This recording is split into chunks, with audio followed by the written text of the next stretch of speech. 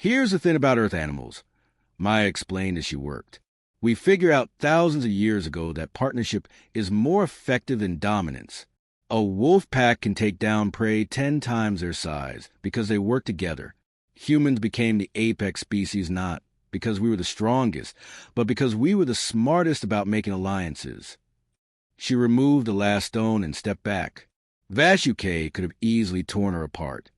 But instead, the creature carefully extracted itself from the rubble and then, to everyone's amazement, lowered its massive head in what could only be described as a bow. "See," Maya said, addressing the crowd again. "Respect earns respect. Violence breeds violence.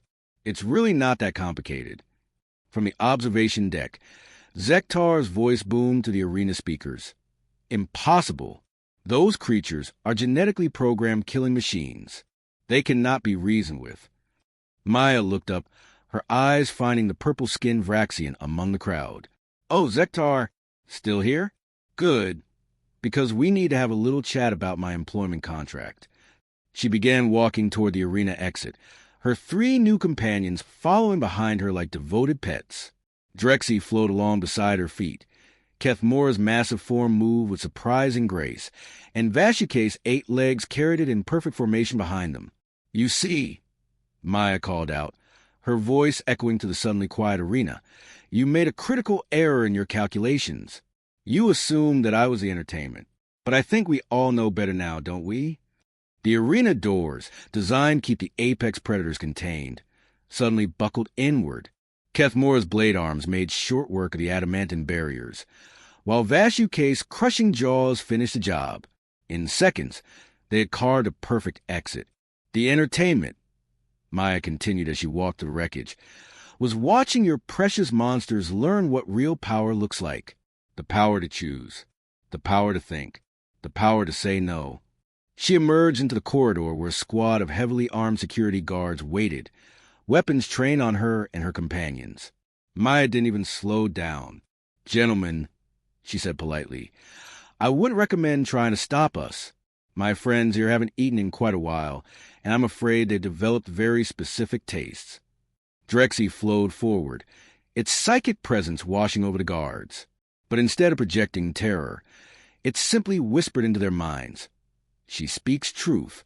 Stand aside." The guards, to their credit, hesitated for exactly 3 seconds before stepping out of the way. Maya and her entourage made their way through the station corridors, gathering quite a following. Aliens pressed against the walls as they passed, some taking pictures, others making frantic communication calls. "Now," Maya said, apparently addressing no one in particular, "I believe someone mentioned something about freedom if I survive an hour in the Apex Chamber. I'm curious about the terms and conditions of that agreement." They reached the main administrative level, where Zek'tar waited with a small army of station security. His 4 arms were crossed, and his purple skin had darkened to an angry violet. "You cannot simply walk out of here," he snarled. "You are property of the arena. Those creatures are property of the arena. This is theft on a galactic scale." Maya stopped walking and tilted her head thoughtfully. "Property? That's an interesting word choice." She looked at her companions. "Did you hear that, everyone? Apparently we're all property." Kethmora's mandibles clicked in what was clearly amusement.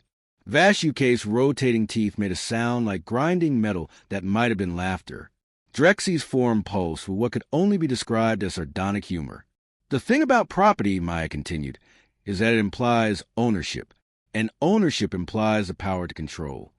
She smiled, and the expression was absolutely terrifying.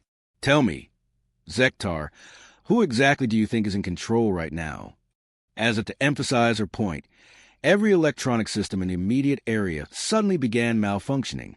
Lights flickered, security doors cycled open and close, and communication arrays sparked with feedback. "Drexy has some very interesting abilities," Maya explained conversationally. "Turns out, when you're not busy trying to eat people's minds, you can do amazing things with electronic systems." Who knew? The security forces raised their weapons, but before they could fire, Kethmora moved. The creature's blade arms swept through the air faster than the eye could follow, and suddenly every weapon in the corridor was cut neatly in half. "Now that we've established a new hierarchy," Maya said, Let's discuss my severance package. Zek'tar's eyes darted frantically around the corridor. Looking for support, that wasn't coming. The other arena officials had mysteriously found urgent business elsewhere. "What do you want?" he asked, his voice barely above a whisper. "Oh, I'm so glad you asked," Maya said brightly. "First, I want complete freedom for myself and my friends here. Second, I want access to a ship capable of interstellar travel. Third, I want a formal apology from the arena management for the unauthorized abduction and imprisonment of a sentient being." "Impossible," Zek'tar began, but Maya held up a hand. "I wasn't finished. Fourth, I want a full audit of your acquisition practices. How many other beings are you holding against their will? Fifth, I want a complete restructuring of your arena policies to eliminate forced combat. Voluntary gladiatorial games are fine, but no more kidnapping." The corridor had filled with onlookers, including several beings who looked suspiciously like journalists and legal representatives. "And finally," Maya concluded, "I want you to spread the word throughout the galaxy. Earth is officially off limits for your little shopping expeditions. Humans are not entertainment. We are not property. We are partners, allies, or enemies, depending on how you treat us." Zek'tar's mandibles worked furiously, but no sound came out. "Oh, and one more thing," Maya added, as if it had just occurred to her. "I'll be taking a small consulting fee for the educational service I provided today. Let's call it 10% of the arena's annual gross revenue, payable immediately." "You're insane," Zek'tar finally managed. Maya's smile widened.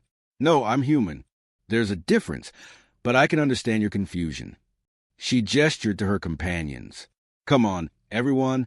We have a ship to catch and a galaxy to explore. I hear the Andromeda trade routes are beautiful this time of year." As they walked away, leaving a corridor full of stunned aliens in their wake, Maya couldn't help but laugh. "You know what the best part is?" she said to Drexy, who was flowing along beside her like a loyal shadow. "They thought they were throwing me to the monsters. They had no idea they were actually introducing the monsters to their new queen." Behind them, Nexus Station's most feared apex predators followed their human companion toward freedom, toward choice, toward a future where they would never again be caged for others' entertainment. The Deathworlder girl had indeed been thrown to the predators. She had simply redefined what it meant to be apex.